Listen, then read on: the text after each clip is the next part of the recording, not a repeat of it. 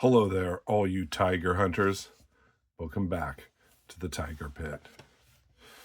Today we're checking out the Nolichucky Jack by Rosecraft Blades.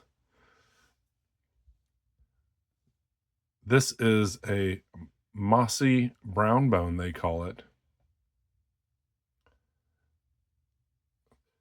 Now, if you do not know Rosecraft Blades by now, they are a company from Tennessee.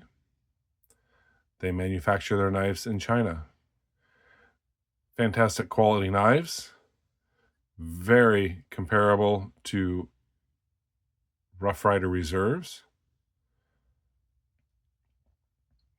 This has been a very hyped up knife, and it sold out very fast. Let's do some measurements.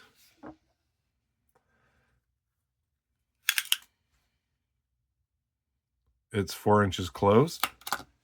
It's got a spear point blade with swedging on it and D2 steel. Got these awesome mossy green bone covers. The first green by Rosecraft. Now it's a slight green. It's not strong or bright. You got the rosebud shield, stainless steel bolsters, stainless steel liners. Now you do notice here by my thumb, that's the first minor gap I've ever seen in a Rosecraft. Ever. Never even had to look for gaps because they come gapless. Well, this one has a minor gap. The blade length is 3¼ inches long with 2¾ inch cutting length. Now, does it bug me that it has a gap? Not really. Actually, I'm pleasantly surprised that these knives that are made in China and their quality has been so good that it actually has a little gap. And you say, well, that's just minor. And it is minor. And I hold it at the light, and I actually see a little bit of light through it. Now, when Andy and the crew at Rosecraft get these from China, they inspect them all closed. They open them up. They check for blade centering. They check for a walk and talk. And if there's any issues, they pass them on. Now, this must have been maybe either they missed it or it wasn't major enough for them to put it in their second pile. Very minor issue. Like I said, it really doesn't bother me. I'm a case man. I'm used to dealing with major gaps and minor gaps on pretty much almost every knife. Like I said, beautiful bone covers. Pins, you cannot feel them. Transitions, completely flawless. Nice threading to the bolster. Now, to be noted, their bolsters and liners are all one piece. You can see here. Let's compare it to a Rough Rider Reserve, handmade in China. You can see that they have brass liners and bolsters, and they are separate, handcrafted, very good quality knife. Also, D2 steel. I think this was like $54. It's a big boy. I really like this knife. Oh, price on this Nolichucky is $51.99, so $52. I lucked out. They sold out real fast. I went to Red Hill Cutlery. They had them in stock. I had a code. I got them for under $50. Maybe that's why that minor gap doesn't bother me. But like I said, perfectly centered blade. Walk and talk is fantastic. I'd say that's a 6 pull.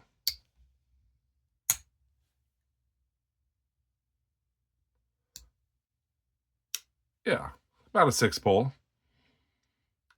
Very nice. Not too strong, not too light. Just right in that happy medium. A lot of you don't like swedging. Andy Armstrong loves swedging. I like the look of it. It gives it character. There's a few case knives that don't have swedging, and it just looks old and dated to me. It's a personal preference. I know Thrifty Knifty doesn't like swedging. It gives the blade some character. Thank you, Andy, for not doing a double nail nick on this. I knew that wasn't even an option with one of your blades. I do like the long pull. This is similar to a Barlow, but it's not. You don't have the elongated bolster, but it's very cool. This definitely outdoes the Rough Rider Easy Open that we recently saw. Model number. Well, let's get the box.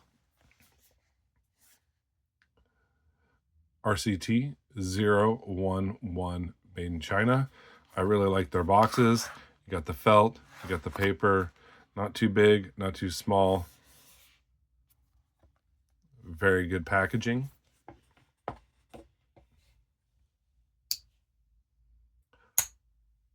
I really like that they have a crossbar in there to keep it from getting blade wrap, so you can sit there and fidget with it, slap it down, play with it all day long. You're not going to get blade wrap. $62, fantastic deal. It's a home run. Like I said, they sold out from Rosecraft Blades. Andy did send a lot of them off to dealers, so they'd have, you know, some product to actually sell, and they sold out pretty fast there too. I still think that Red Hill Cutlery may have some in stock if you're interested. Very cool knife. Now, does it give me the fizz like the other knives? No. Sorry, the Rosecraft Jack. It's got to be my favorite. I'm a clip point guy, though. I know a lot of you in the community are spear point guys. I do like the fact that it's a little longer. I'm a Barlow fan. To me, this is a Barlow. I love the clip point. I like the jigging. They don't really have any knives with jigging except this one. And I love the deer hoof jigging. This one has perfectly centered, of course. No gaps. Perfect fit and finish. This was less money. So that's why this doesn't give me the fizz. Now, is it a good carry? I haven't really carried it that much, to be honest. I will be carrying it to work, and it actually looks and feels like it's going to be a fantastic work knife. Just wanted to point out a few things that we all think Rosecraft are perfect, and as a matter of fact, they're not. You know, they're not completely handmade. That's fine with me. Modern manufacturing, I do consider it a traditional because it's pin construction, but it's not totally traditional. It's a modern traditional.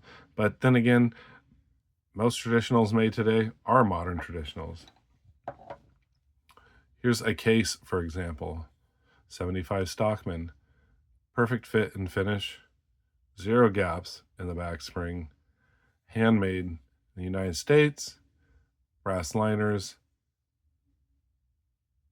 This is a pricey piece. They're asking $100 for it. I lucked out and got it for $75. So a little bit more in this. Completely different knife. 3-bladed Stockman. I saw Andy on the Thrifty Knifty. Slippy and Thrifty show, excuse me, today. And they really don't have any interest in selling a 3-bladed knife. And there's a lot more R&D involved. They are going to have some muskrats, some mooses, and 2-bladed trappers coming out, which is very cool. They are venturing into the 2-bladed knives, and it is more of an endeavor for sure. Most of us just use 1 blade, and that's all we really like. I like 2-bladed knives. It's nice to have an extra blade there. Granted, these G2 steel blades come so sharp, you won't have to sharpen them up or strop them for a month of hard use, at least. But good to have a secondary blade. Again, I praise Andy for doing a different color bone. This green brown bone, which I say it's a little bit more mossy than it is brown. Absolutely exquisite.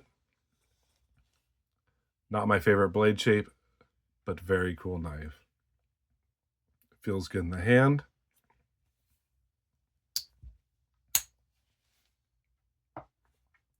So a lot of good things come from Rosecraft. I did see on the show today, we're going to possibly see a Lusahatchee in rosewood or sandalwood. I can't remember. There's multiple knives that are coming out with wood covers. And I'm sorry, not the Lusahatchee, the Beaver Creek. Do I have one here? Yes.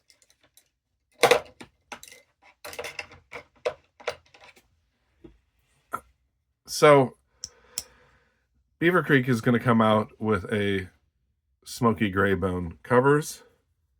And as much as I love the Beaver Creek, and it's an amazing Barlow, I wanted to see it in a clip point. And we are going to get a Beaver Creek eventually with a clip point, but it will be called the Otter Creek and wood covers.